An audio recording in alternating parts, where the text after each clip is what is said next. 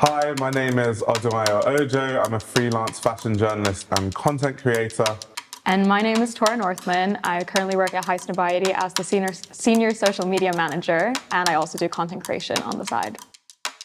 So what about with creating content on YouTube, how did you feel, obviously when you first started it, I bet it was kind of tricky to find your community versus now. What's the evolution been like? Yeah, I think because I went into making YouTube content with this understanding that this content doesn't exist, so there might not even be an audience for it. Right. So I guess my motivations for doing it was just, if I get 10 views and there's 10 people that are really interested, that's really cool. I didn't expect it to go to where it went to. So to be honest, I think that audience has kind of just created itself. I think fashion in general is more popular now. I think now more than ever, people are actually more interested in runway shows and brands that people never talked about before. When I started my channel, Schiaparelli, for example, was no one talked about it unless you were into fashion history. Totally. But now you have, designers like Daniel Roseberry bringing it back. So I think actually, in general, people are having more conversations about fashion. So I think the timing, even though I didn't plan it that way, was kind of perfect. Yeah, you came into it right when it needed to be done. Do you feel like it was well received within the fashion community, being on YouTube and doing social media? Not at first, no. Yeah. I think that it wasn't taken seriously. I think there's this big separation between real journalists and then YouTubers. 1000%. So it was this thing where, this guy's cool, but he's not a real journalist. He's not doing real journalism type of thing. And there was a lot of gatekeepy perspectives around it. Yeah.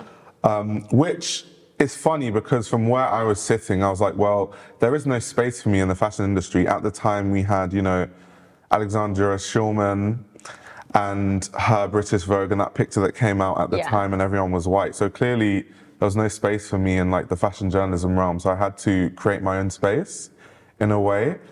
So that perspective of, it's not real journalism at first is kind of funny because now every single traditional journalist I see, they all have social media platforms now. They've all realized that, first of all, the pay isn't great. And secondly, it's actually a good idea to make your own audience. So it's funny how they've gone from being this is weird, this is strange, these people aren't doing real journalism, to following the same blueprint that we created. It's kind of funny. 1000%. And I think a lot of it also comes from almost this element of insecurity, and fashion has always kind of rejected the new, or it's always been kind of slow to adapt, I've found, at least. Because social media has been a thing for quite a long time. And when you look at the old days of bloggers and when they started being taken seriously in the industry, that wasn't until a couple of years ago.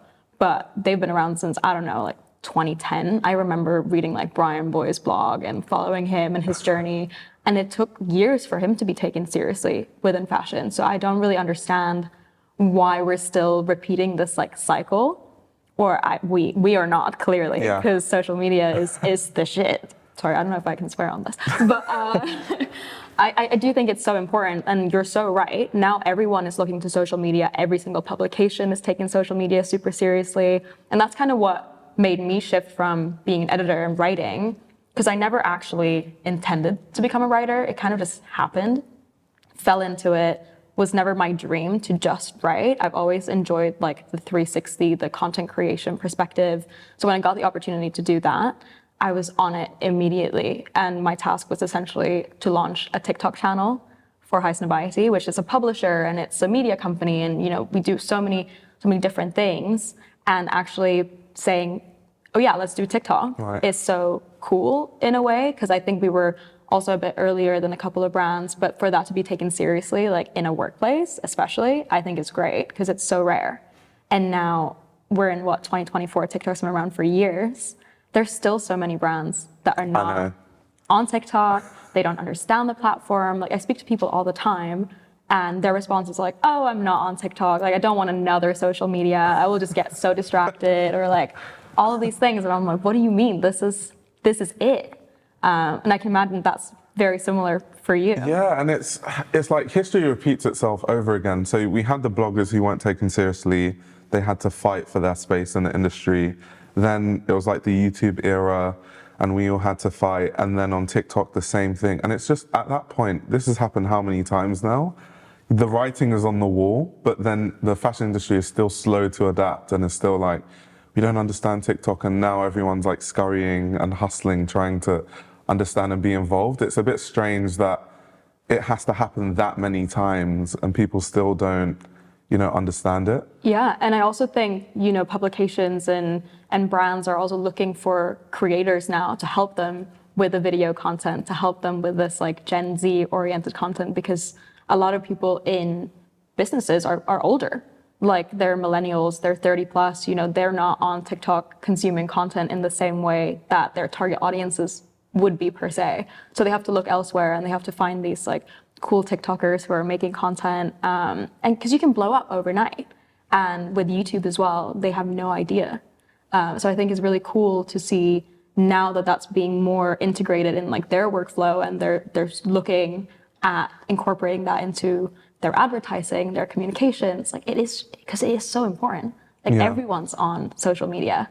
And if we can, put all this money into producing a really glossy, nice campaign for a magazine, you will never be able to tell how many people saw your ad. You can look at how many people bought your magazine. Right. But if you go on YouTube, you can see how many people watched it, how long they watched it for, how many people comment, how many people like. Same on TikTok, like the insights are there, the research is there for you. So I think it's so interesting to see like it's slowly becoming a thing, but I think it's also scary for brands. I think it's also difficult because it's this idea of building community. And I think a lot of, let's say, brands or magazines, they find it really difficult building those, because if you think about something like Vogue before the social media age, it's just the Vogue editors write what they write as fact, and that's it. And you just have to read it. You can't even comment anywhere. You can't give your opinion. If I make a video about a runway show, if people disagree, they'll let me know. People have their own conversations in the comment section, and I also learn a lot from them because I'm not in a bubble. There are people who comment who work in the industry too. Some people might even work for the brand. Some people might have even worked on that specific show. Right. And you get so much more context when you use social media platforms in a way that you didn't before the social media age. And it's also democratized fashion in a way that we hadn't seen before. There was a very singular perspective on fashion, but because of social media, you can talk to someone. Like I started making content on my bed, literally when I was in uni. Right. And you wouldn't have, someone who with no money and no connections talking about fashion on their bed and achieving any success if it wasn't for social media. Yeah, no, for sure. And that idea of community is so important, I think, because like you say, so many people engage and interact, and they also find friends through social media, and they find the people, like-minded people. Because for me, growing up in Hong Kong, honestly, there wasn't a big fashion community whatsoever. And I was looking at kids in London, queuing up outside Supreme, like looking at YouTube and seeing this like whole community of people that became friends through fashion. And even then it was, like on Instagram, maybe it was like the glory age of fit pics. And I started posting on my Instagram, even though I had no friends that were doing it. I was like doing it on my work break and like got my colleagues to like take a little photo of me. And I was like so embarrassed. But I was also a kid. I was like 19 years old and the world was my oyster. And I think the confidence that you have at that age also, when you see other kids talking about what you like on the internet, I was like, I'm unstoppable. Like, I don't care what these people say that have like authority. Like, I've read magazines my whole life and I've, studied Vogue and, done all these things. But once I realized that like, maybe that's not, you don't have to follow that 100%. Like maybe you can form your own opinion. Maybe you can have discussions with your friends.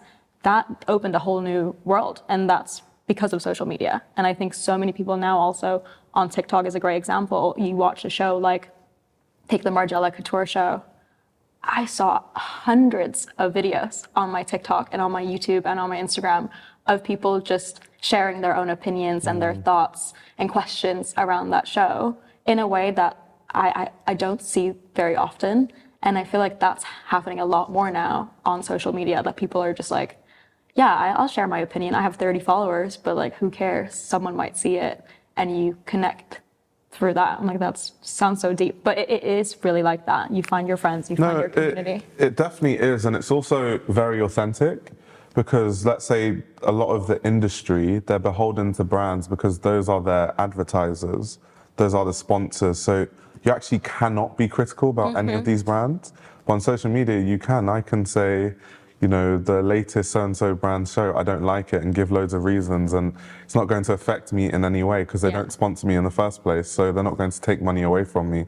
But you can't do that if you're a magazine and they're your advertisers because there could be very serious repercussions to actually saying negative things. So that's another thing about social media, because before social media, fashion was kind of this utopia of just going by what fashion journalists say as Bible and as, you know, just what is fact. Yeah. Whereas now with social media, there are way more perspectives and there's, I think, more of a critical eye on fashion that there wasn't before.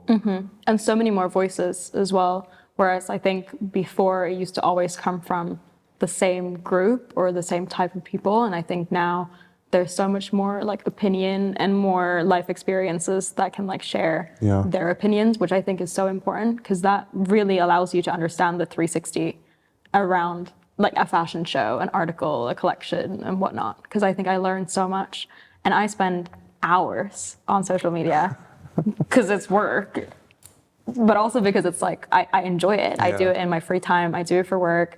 I'm on Twitter for hours a day, just looking at like random fashion threads. People post archive photos and I'm learning so much every day just from these random people on the internet who don't even have like, I don't even know who they are. They just have like a little name and I follow them for years and they just post all this content and I eat it up. I love it. It's amazing. Yeah. And I think the same with YouTube as well. Like I spend hours just looking at things, listening to people, what they think. Even if I don't agree, I think just finding perspective is so fascinating. Yeah, I definitely agree. And I think it's just very interesting that we've gone to, you know, social media people being at the front row, which is a big conversation now that people are having online. Whereas like, should you give journalists who were the ones that covered these designers from the start the front row, or should you give content creators because they have the vision and they get the eyeballs and stuff like that?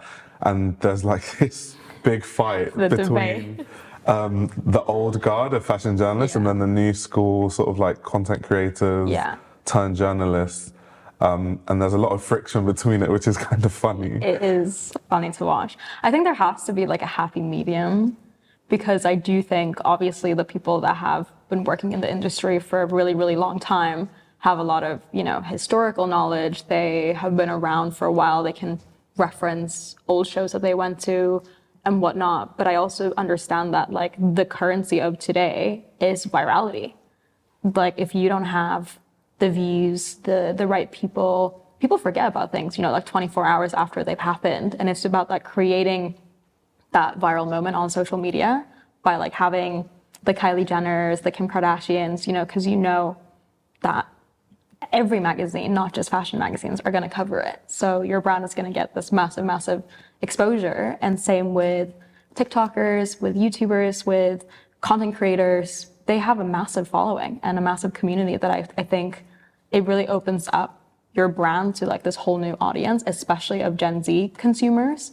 Whereas I think, you know, the old school fashion journalists, like the publications, they still need to be in the space. They need to be able to see the collection, not being like in the fourth row, trying to like, oh, sorry, what was that shoe? And I know like from my personal experience, like going to shows to write about them versus doing content at shows, like I'm insufferable. I'm there and like my arm is up and I'm like trying to, I'm like, I need to get the content. And that just is the reality and that's how it's changed. Cause like you need to get those celebrity videos, you need to get like the cool street style shots. Like, and that's just how it's naturally evolved. I don't think it's good or bad. I just think that's like where it's gotten to now. Yeah. How do you feel about that? I think, cause some of my favorite journalists, like I always want them to be in the front row and be able to see. So like people like, I don't know, Kathy Horan or Tim Blanks or Vanessa Friedman. Totally. Rachel Tastian, like these kind of people, amazing journalists, amazing writers. I hope they always have the front row because I always love to read everything that they write. Exactly. Like you said, it's kind of like a happy medium. It's kind of like a balance of both. You can get the traditional, like old school journalists alongside the new TikTokers and YouTubers and stuff like that. And it's like a happy medium, sort of everyone wins. Yeah. But now it just seems to be either or that brands do, which I think is what is creating the friction in the first place. It's just like, you guys aren't relevant, let's bring the TikTokers, which I don't necessarily agree with. I think it should be a mixture. Totally. And I think the longevity is also different. Like, obviously the TikTok content is very current. It's very in the moment that people are going to see it. But, you know, an article can live on forever. People are going to reference that years from now. And I think maybe the solution is that we can all learn from each other. Because I also find a lot of the times, like, old school journalists also need to learn more about social media and its influence on fashion. Because I think you forget that there's this whole world of consumers that have no into fashion. They might just like clothes, and then one day they'll like see this cool video on TikTok of someone talking about this brand they've never heard of, and then it opens up this whole new world. So it's a very like nice entry level. Whereas I think now a lot of content is behind paywalls. Like, it's not super accessible to especially young people. Whereas, you know, social media is accessible. It's free. You can use it, and you can. My favorite thing is when people like screenshot articles and post them on Twitter for everyone to read. Because I'm like, yes, that's community. I love it. It's kind of illegal, but no one actually gets into trouble for it. Yeah. Because it's like, these are kids. Like, having them pay a subscription, like, I get it. Like, everyone has to make their money, but also like, I don't know. I'm so torn. It is a tricky one because I just think it should be accessible for everyone that wants to enjoy and consume fashion, because that's how I grew up. And like you say, like, reading all of these reviews and reading all of this writing from these amazing journalists, it sucks when that's behind a paywall. Oh, you're completely right. I mean, some of my favorite books, I found like random PDFs of them online. And if I was to buy them, like the Raf Simons Redux book, I found some PDF like years ago and like read the book. But if you were to buy it, it costs like 400 euros. Exactly. I didn't have 400 euros to buy one book. No. So that's the thing. It's like these things, even though once again, I don't know, like the copyright laws is not great. I'm like, don't speak to me about that. I don't know. But it's like that kids need to be able to access these things to really be engaged with these brands. Yeah. I think that's a big reason why I'm engaged with these brands, because I was able to find places I could read about these designers without a paywall. And it is kind of sad that money is a limiting factor for information for a lot of kids that are interested in fashion these days. Totally. And that's why I feel like it's so important, like you say, when these journalists realize that social media is a big thing. Like Vanessa Friedman's always posting live on Twitter from shows. And I think that's a really nice entry point for people to still experience and hear her opinion without being able to maybe read some of the articles. So you still get a chunk of it. But I don't know, like, I guess the monetization thing is also happening on social media with like Patreon and Twitch and whatnot. But I still feel like we haven't quite gotten there with fashion content. It's not really behind a paywall, so it is very like accessible on YouTube and TikTok and Instagram as well, obviously. But I guess also the money in social media is really crazy. So I can really imagine, like, if you're already a journalist and you're already writing, there's quite a lucrative industry to get into by, like, you know, TikTok pays you for views, so does YouTube. So like, how do you navigate that? That's like it's kind of like a strange balance, because as a journalist, most journalists don't get paid great. But then you have expertise that would always work on social media if you know how to use it. Exactly. So that's the thing. It's like, if you have the expertise, you can always pivot to social media. And vice versa, I guess, because obviously you were doing a lot of YouTube and now you do a lot of writing as well. Yeah. Was that always kind of the goal? Yeah, that was definitely the goal. But once again, like I said earlier, I didn't really know how to get into the industry. So YouTube was my way to get into the industry. And since then, I've studied fashion journalism at CSM, worked for all different magazines. But I needed to take that route. to actually be seen as someone that knows about fashion and knows what I'm talking about. Right. Which is kind of sad that I've had to like go all the way around just to get into the industry. I hope in the future that people with talent can just be seen for their talent and they don't have to break 5 million barriers just to get, some room in the industry. Yeah, 1,000%. And I think even if you do all the work, if you're young, people are still like, you got a lot to learn. Yeah. So I think even that's a barrier. Like you say, there's just so many things that you have to go through. And I think even when you work in the industry, I always feel I have the worst imposter syndrome because I started when I was 18.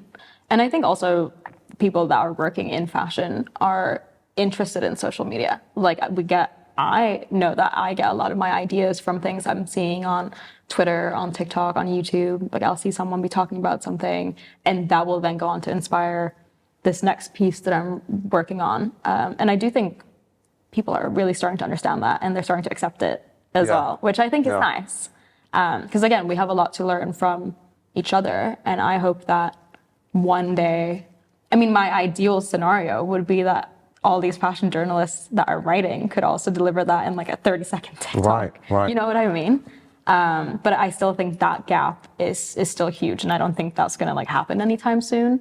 But at least the power of social media is definitely being recognized by a lot of brands. And because everyone's live streaming as well, their shows. And I think so many people are tuning in because it is just more accessible. And that's how you find your audience, I guess. Yeah, I do think there's still a few things that need to change because the industry, we still gatekeep a lot of things. Like something I always talk about is show notes.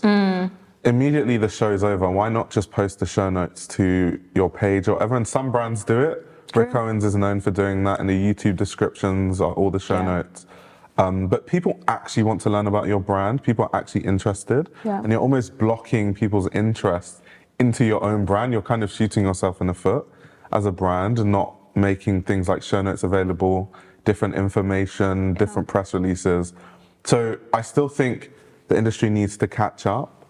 But I feel like we'll get there with time. I hope so. I think like you say, there's a lot of work to be done there. But I think even with show notes and stuff, I think brands just maybe forget that there are so many people outside the people in that room that care and are fascinated, that are interested, that probably wouldn't be able to get into that room in a very long time, but would die to be there. Like very like Devil Wears Prada, like a million girls would kill for this job, like type mentality. But it is very much like, oh, and if you're a person on TikTok posting, you'll film your seat, here's what was happening, here's the invite, and people get that full experience because they wouldn't be going themselves. And I think that level of like relatability and people get to experience it through someone's lens instead of just seeing, photos on Vogue runway, which is also amazing, but you get to see the full 360 around a show through social media. And even like the show notes thing is crazy. And I'm like, I want to see the set design. I want to see close-ups of the makeup. Like there's so many things and so much work that goes into a show and even collections in general that I just feel like we just get delivered a press release and images and then that's kind of it. So the conversation that happens around it, I think actually maybe is almost more important than the actual just like, here, read the press release. Yeah. Which is kind of wild to think about. But social media does that work, basically. You don't even have to do much. If you get the right people, but that's the thing, like if you get the right talent, if you find the cool fashion people online, send them the press release, like they just want to create content. They want to talk about it. They want to engage. And they're the ones with the most active communities that are going to comment. And you can learn so much from that as a brand, like see it as research almost, right? I don't know. It's crazy to think about. So what, if you could, in a dream world, what are like the changes you're hoping to see in the next couple of years? Oh, wow. Just the way brands adopt social media. So as someone that reviews shows online, something that I always struggle with is if I don't get to go to the showroom, I can't actually see the details on the back of clothes. Sure, yeah. Because when you watch a runway show on YouTube, it's just the front. When you look at Vogue runway images, it's just the front. When they do the detail shots, it's still just the front. So it's like the back doesn't exist of the clothes. So I always struggle with that because I'm always asking people, what did the back look like? People that went to the show, were there any interesting things? And it's almost like you don't see any of it online, which is kind of strange. Yeah. I don't know why, if we're going to see the front, why don't we see the back? True. So that's something that I hope definitely changes. I also hope that, you know, social media content creators are taken as seriously. I mean, the content creators I know are very educated about fashion. They have like whole libraries. I have my own library as well. And people like rent books from my library. That's amazing. So yeah, it's just this whole thing of you have to do it one way and that way is the only way. I hope it's something that changes, and I hope perspectives around that change. Yeah, I think so. I think it's of like amazing importance. And I think in the world of editorial, I think people are really starting to catch on to like how important it is. So many magazines are thinking about social first ideas, really using like Instagram and TikTok primarily as ways of communicating to new audiences. Because I think especially with like streetwear, that started, you know, I want to say like 15 years ago, and the people that were 15 then are 30 now. Right. So it's also about like how do you capture today's 15-year-olds and how do you speak to them, not just like the audience that you've built and grown over the years. So I think that's also very interesting. And I do think that's like where these heritage magazines and titles are really going to have to put in the work, because Gen Z are spoiled for choice. There's so much content. And I think if you have a personality like yourself that you relate to and that you enjoy, you'd almost rather tune into your YouTube video than reading an article by someone that you have no context of who they are. And I do think we just need to start realizing that with younger people. Like my sister is 19. She's probably never read anything I've ever written. But she watches my TikToks religiously, and she watches everything that I do on social media, reads the captions that I write, but she will never click into a link and read it. And I wrote something recently and I sent it to her and she read it, and I was like, wow. She was like, that was so good, well researched, because she's now starting to get way more into fashion and is starting to read articles, to look into things. So I'm like, that is kind of the user behavior that is happening with social media. And I think, you know, brands, publications, anyone really should take advantage of that. Like it's the entry point into this vast industry that's like $1 billion industry. But how do you, what's the hook, you know? And that is the videos, that is the content, that is the social media personalities like yourself. And I think they're the ones that are going to make the most change. Yeah, but I think in the next couple of years, like you say, there needs to be change there. And I'm actually really looking forward to these next couple of seasons, because I feel like now with Couture and the recent Marc Jacobs show, people are really excited about fashion again, and there are so many amazing conversations that are happening. So I'm hoping to see more of that on social media, and I'm hoping to see you in the front row very soon in London and Milan, Paris, all of the above. Thank you. Likewise. I'm hoping to see you at the front row of all the shows. I'll be making great content. Yeah. And yeah, it was really great speaking to you. Yeah, thank you so much for sharing your experiences and your insight. I think you're amazing, and you're such an amazing force in fashion. And I can't wait to see what you do and what's next for your journey.